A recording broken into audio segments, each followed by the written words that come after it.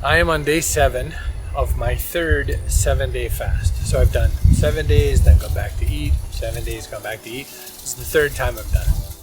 I'm on plan. I have a plan, I have a detail, I have a deadline, I have a thought process, and I'm seeing results that are beneficial to me. I stopped to get black iced coffee because I can have black iced coffee, I can have black or herbal tea, I can have all the water, obviously. That's about it. Electrolytes, my medicine, and that's it. No food, 7 days. How I started to do this is a weird starting point. My friend Chloe Forbes Kindlin said to me, hey, there's this book I read called Dopamine Nation, and I think you're going to love it. You know what, I'll get the audiobook, I will give it a shot. And I did, and I was like, wow, that is impressive. And what she was talking about was that we all get so many opportunities to kind of push the dopamine button, the like excitement and pleasure buttons in our life. She thinks that there's sort of a scale and we need to do something to deprive ourselves sometimes. One of her examples was fasting. And she talked about like intermittent fasting where you like skip breakfast or something. And of course, me being extreme, I was like, no, here's what we'll do, 7-day fast. So I said to my friend Chloe, why don't we do a 7-day fast together? Because everything is better if you have a partner in crime. So we said, sure, cool, let's start. So we started on like a Saturday night, went to bed, went 7 full calendar days and came out the other side, and then started eating with something very gentle. We can talk about that later. And why? 1, to see if you could. 2, to observe what is or isn't hunger. You learn so much about mental hunger, like, oh, I'm bored, I think I'll eat. Oh, I'm upset that something happened, I think I'll eat. You learn a lot.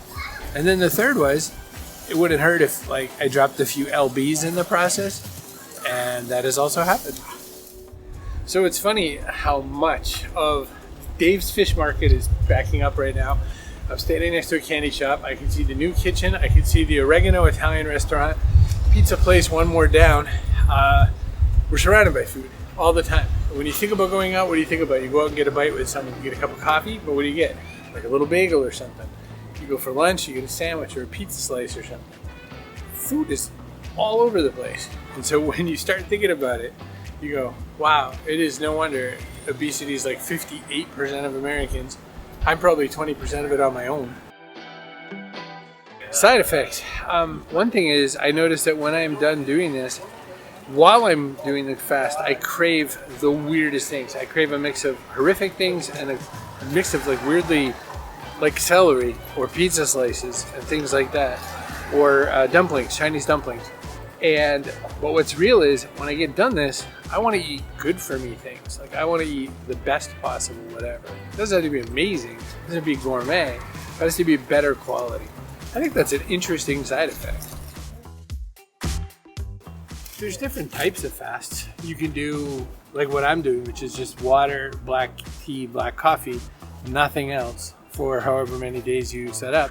There are people who do juice fasts. If you see the documentary Fat, Sick, or Nearly Dead, that guy bought a juicer and he just like got the juice out of cucumbers or carrots or whatever, which is still taking in plenty of calories.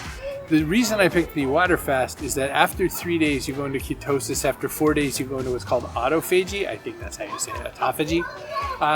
And what that means is your muscles and everything and your cells start to try to replenish and refresh. So if you think about it, we eat, and when we eat, our body takes that stuff and translates it into food. But they can either process food or they can try to fix us. So it's one or the other. I picked the one where it's going to fix us.